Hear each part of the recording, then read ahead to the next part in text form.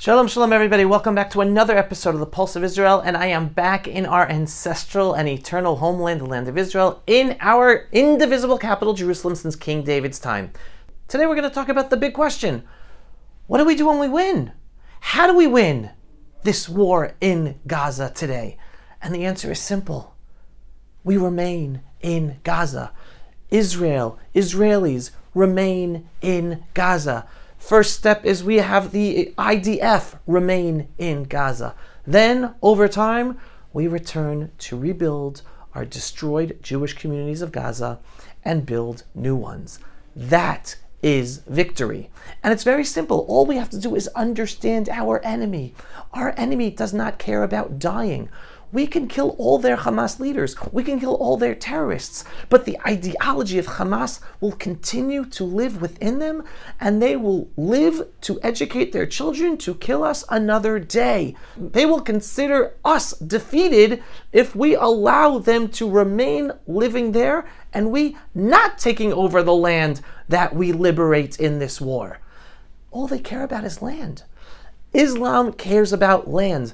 They divide the world according to what areas are in control by Islam and what areas are not yet under control of Islam. The only way to beat the Muslims in a religious war is, yes, to liberate our lands, liberate the lands that they are attacking us from, and taking those lands over. So then everyone asks, well, what about the Arab Muslims who live in Gaza? Well, I don't have to say anything. Nikki Haley says it right here. Where should the Palestinians go?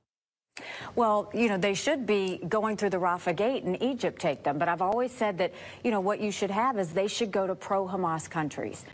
Qatar, Iran, if you send them there, Turkey, those are pro-Hamas countries. That's where they should go. But they're on the run for their lives, taking whatever they can, their kids in tow. They're not able to get into Egypt. How are you supposed to even make it to Qatar at this point? Isn't that telling that Egypt won't take them? Why won't Egypt take them? Because they don't trust which ones are terrorists and which ones aren't.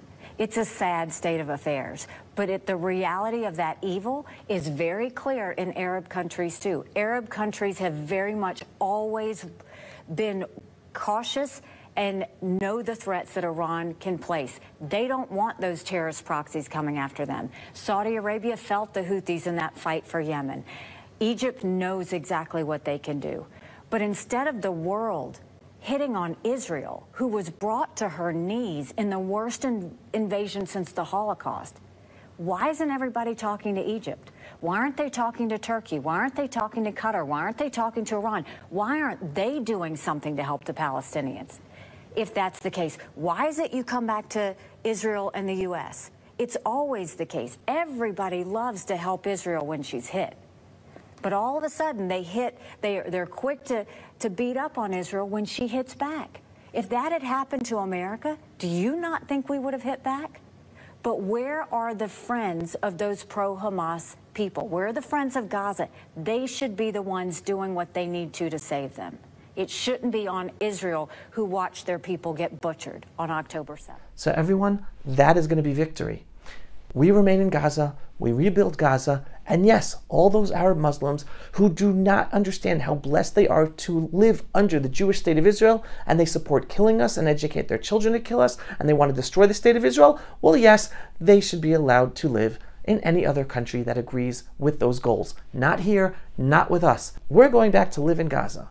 When that's going to happen, how that's going to happen, how are we going to overcome the international pressure to get out of Gaza and, in a sense, allow Hamas and the Arab Muslim world to believe that they defeated us? Well, I don't know how that's going to happen, but I'm a believer in reality. And the Israeli people, the Israeli residents of down south, they're not going to be moving back until they're not able to have any fear whatsoever of ever being attacked again from the Arabs in Gaza, which means one thing. Those Arabs in Gaza, they can't be there on the other side of the fence. That fence can't be there anymore. We will be there. And the same thing up north. When will this war end? Only when Israelis up north will be able to move back and return to their homes on the northern border without any fear of being attacked by Hezbollah on the northern border. What does that mean? Yes, Hezbollah cannot be anywhere near that northern border. When is that going to happen? How is that going to happen?